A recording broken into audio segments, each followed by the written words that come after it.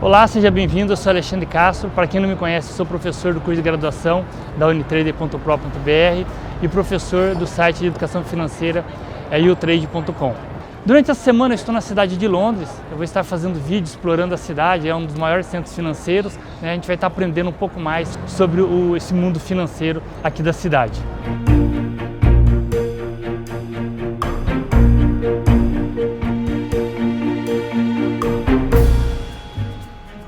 Bom, o meu roteiro começa na estação de Liverpool Street, que está localizada na City of London. Para quem nunca ouviu falar sobre a City, ela é na verdade um distrito dentro de Londres, que se resume a 1 milha quadrada, bem no coração da cidade. O termo City ele é muito utilizado para fazer a referência ao mercado financeiro inglês como um todo, que faz sentido, pois aqui estão concentrados seus principais agentes, que estão localizados centenas de brokers, bancos e seguradoras. A City é o principal centro do mercado internacional de moedas, o Forex, e briga com Nova York pelo posto de principal centro financeiro do mundo. Agora estou a caminho da Lloyd's of London, e já que fica no caminho, quero aproveitar e fazer uma parada rápida nesse prédio.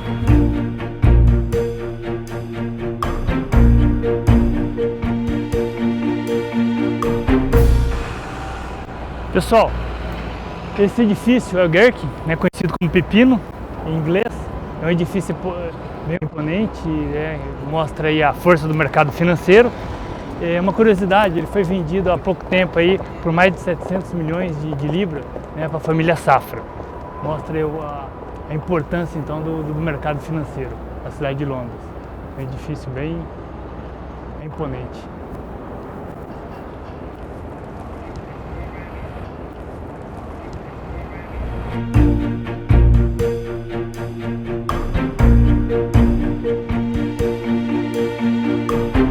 Quis visitar a Lloyd's of London para destacar o peso da indústria de seguros dentro do mercado financeiro. Muitos dos recursos das apólices emitidas pelas seguradoras do mundo todo geram um grande volume de investimento em diferentes instrumentos financeiros, principalmente em títulos e outros instrumentos de alta liquidez, para o pagamento dos prêmios quando necessário. Agora nós estamos na Lloyd's, um mercado de seguros no formato de sindicato. Foi fundado em 1688, é um prédio, uma estrutura de uma indústria com sua tubulação toda externa, um pouco esquisita, né? Mas é importante dentro do mercado financeiro. Vale lembrar que a Lloyd's é pioneira em fornecer seguro para a proteção de fundos dos clientes de instituições financeiras, e isso acaba trazendo uma maior confiança ao mercado financeiro. Saindo aqui de Lloyd's, minha próxima parada é a estação de Bank, que também é um ponto estratégico na City, onde eu quero mostrar para vocês o Royal Exchange, a Bolsa de Valores e o Bank of England.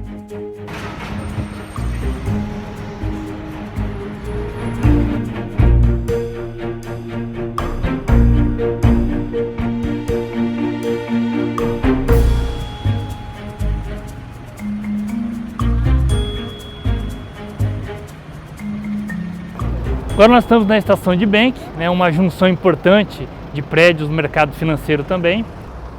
Esse prédio é o Royal Exchange, 150 anos a Casa de Lloyd's, foi a base da Bolsa de Valores. Atualmente a Bolsa de Valores na LSE é aquele prédio azul, é uma das maiores bolsas de valores depois da americana, dos Estados Unidos. Nós temos do lado direito também o Banco Central do governo, e a partir de 1988 se tornou independente, é um banco forte, tem uma reserva mais de 400 bilhões de libras. A taxa de juros, para vocês terem ideia, é 0,5% ao ano, né? Comparado com o Brasil, seria o paraíso, né? Os juros que nós temos aqui. Então essa aqui é a Praça de Bank.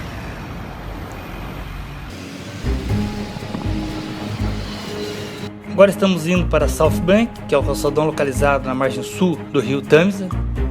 E para chegar lá, eu vou cruzar agora a London Bridge.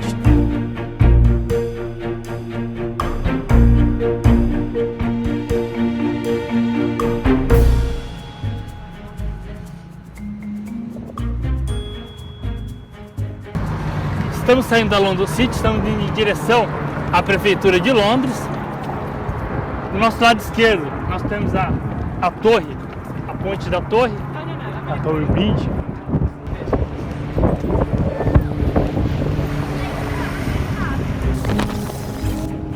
Em South Bank encontramos um centro empresarial moderno e muito valorizado pela sua proximidade da estação de trem Alaldon Bridge, que é uma das mais importantes da cidade.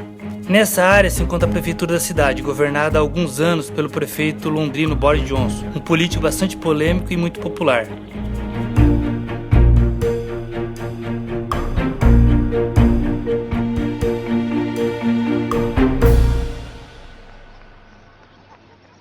Bom, agora nós estamos do lado sul da cidade, nós atravessamos a ponte e nós temos a prefeitura, aquele prédio redondo, todo de vidro. Após a ponte ali, a Tower Bridge, nós temos o segundo centro financeiro, é onde nós temos a HSBC. Agora nós vamos atravessar a ponte, né, nós vamos conhecer a primeira corretora. Amanhã nós vamos estar conhecendo esse segundo centro financeiro, quero fazer alguns vídeos lá.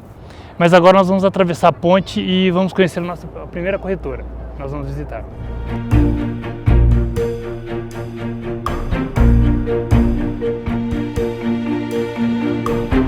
Como muitos traders, o sonho de viver do mercado foi a principal razão que me levou a me aprofundar e buscar mais conhecimento nesta área. Graças a isso, ao estudo e à dedicação, eu alcancei esse objetivo em minha vida. Hoje eu sou um trader profissional, tenho um grande prazer em ensinar e estou tendo a oportunidade de conhecer essa cidade incrível como fruto desse trabalho. Eu sei que não sou o único e que qualquer pessoa disposta a se preparar pode percorrer esse mesmo caminho e alcançar o sucesso como trader.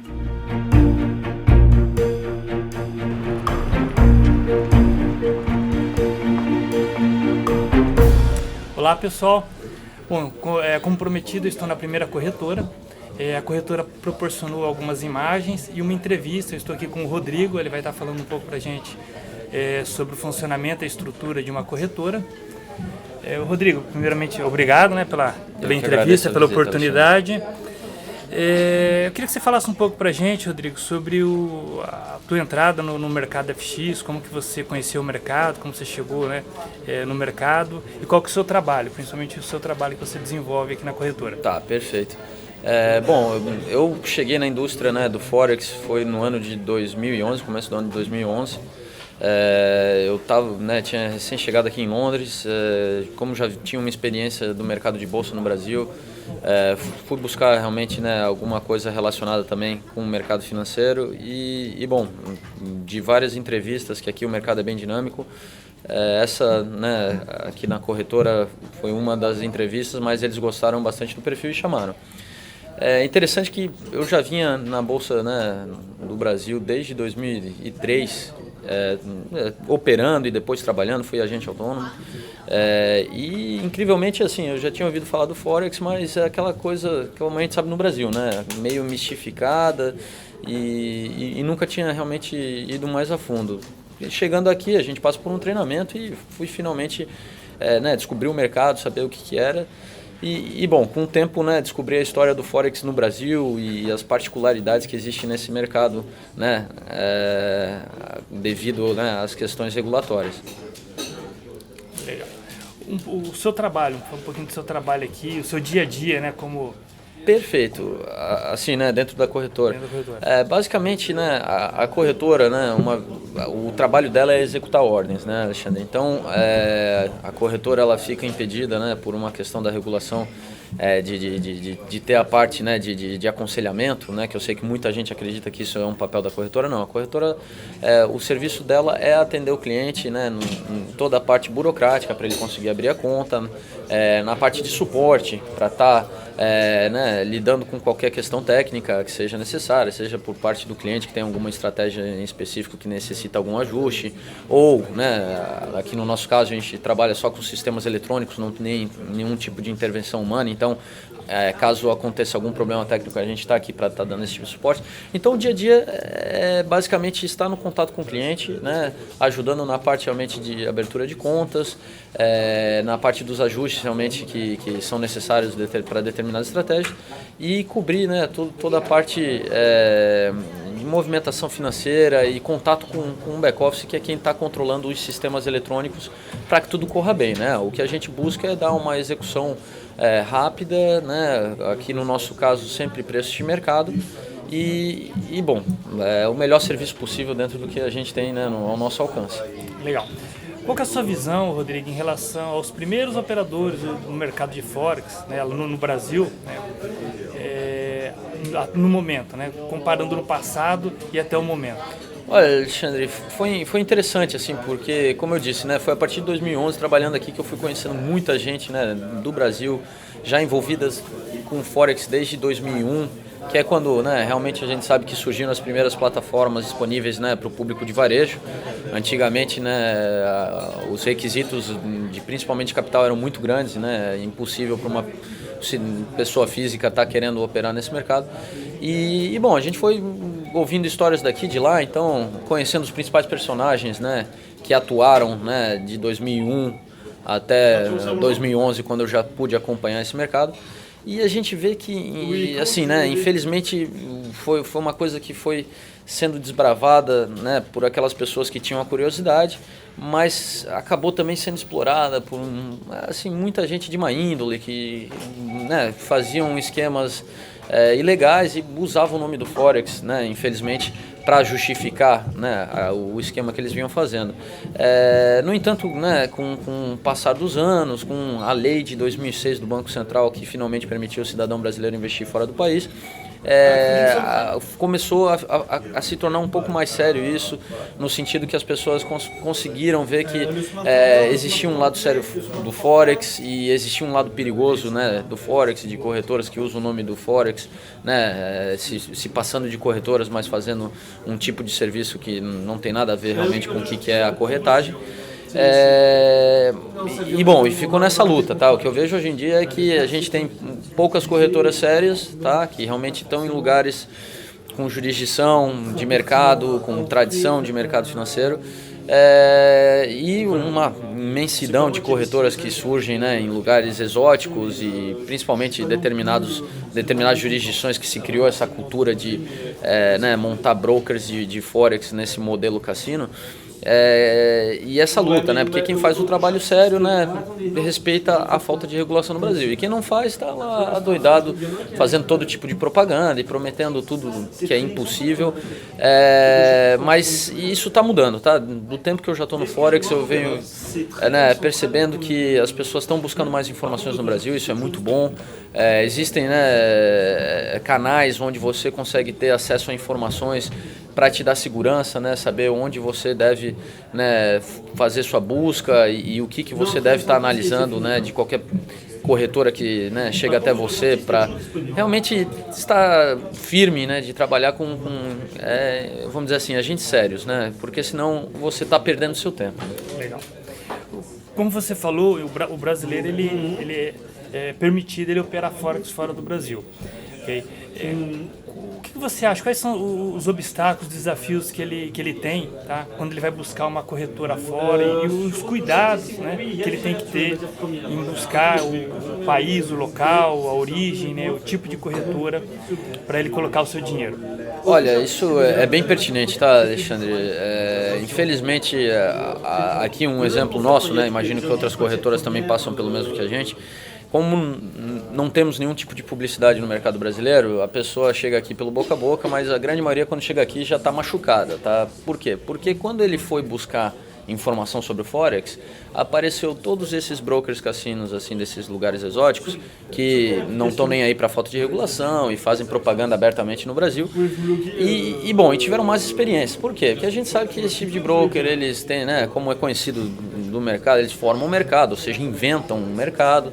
E daí a pessoa vai lá e acaba tendo problema muitas vezes com a questão de saque, com questão de execução, manipulação das ordens.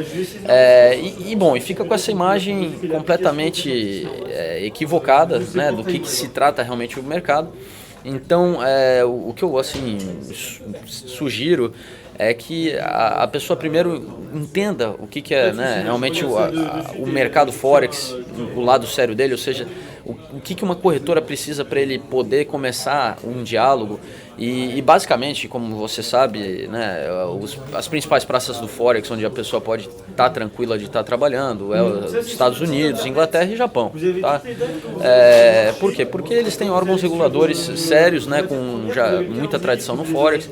Eu sei que alguns podem dizer, mas a nova fronteira da Oceania, né, a Oceania na parte do Forex é uma zona assim, ainda obscura, tá? Até o próprio país como a Austrália, que é um país que na parte de mercados tradicionais de bolsa tem muita cultura, a gente sabe que no Forex ainda eles deixam a desejar. Então, mantendo dentro dessas 3 jurisdições e se certificando que sejam brokers que estejam unicamente, tá, nesses países, porque infelizmente esses brokers de lugares exóticos costumam, né, obviamente por uma jogada comercial, abrir um escritório, né, num lugar que tem nome para agregar, mas quando tudo está acontecendo por lá, né? O exemplo que eu sempre dou, e eu acho bem pertinente assim para o pessoal pensar, é a mesma coisa que de repente a gente descobre uma corretora dessas de bolsa no Brasil, a XP, que ela tem um escritório em Assunção, no Paraguai, né? Vamos direto ao ponto.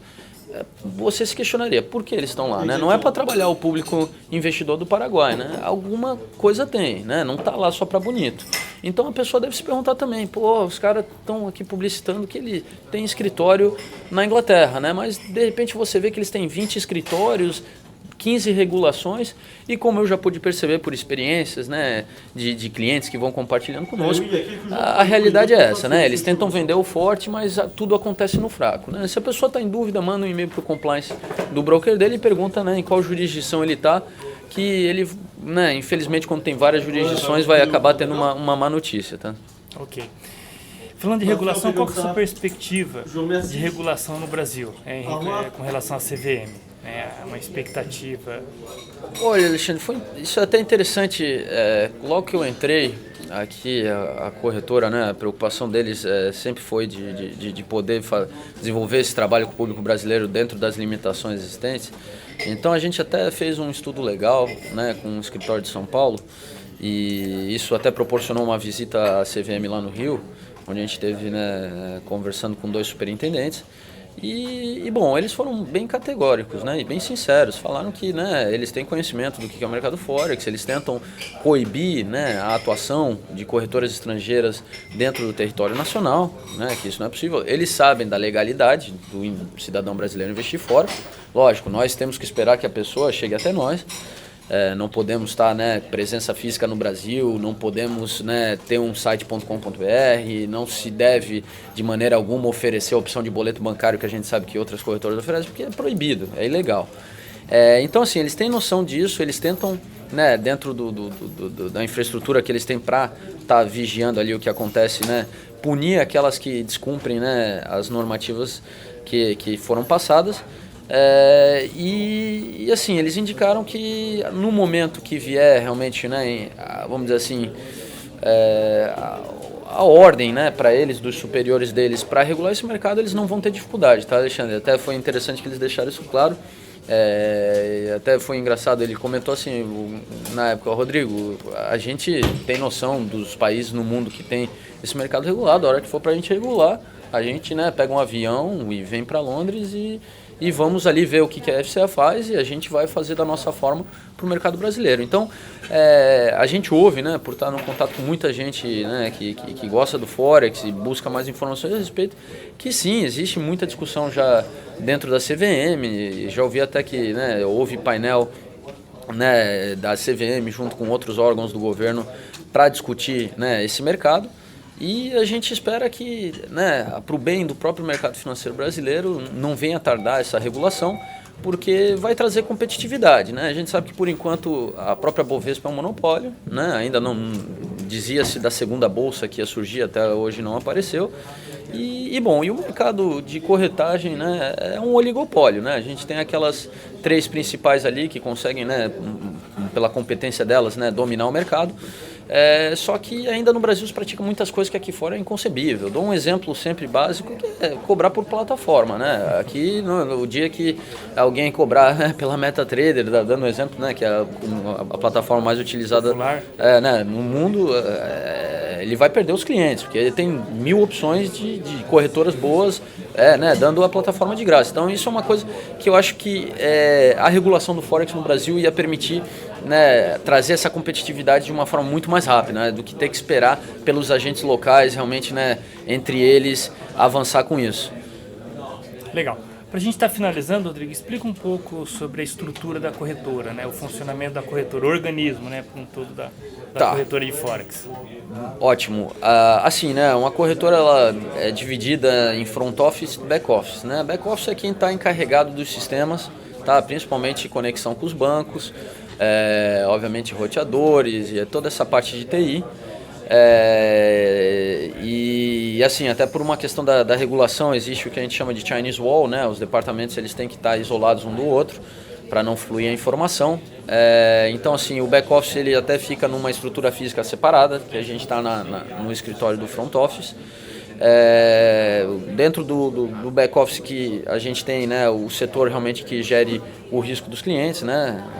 A gente tem a parte realmente do suporte aos sistemas, né? Como eu falei aqui, é tudo sistemas eletrônicos, então se ocorre um problema eles têm que estar lá atuando e fazendo qualquer devida correção. A gente é obrigado por lei a estar corrigindo qualquer problema que seja da nossa culpa. E daí parte de programadores também para qualquer tipo de, vamos dizer assim, de plataforma que a gente tenta estabelecer alguma funcionalidade na plataforma.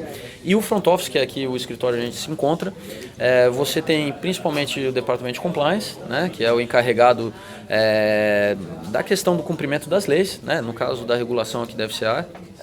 A gente tem a parte aqui de contato com o cliente, então principalmente ajuda, né, na questão de abertura de contas, né, movimentação financeira e suporte, tá? Um grande diferencial aqui que a corretora sempre buscou foi o suporte, um atendimento próximo, uma resposta rápida.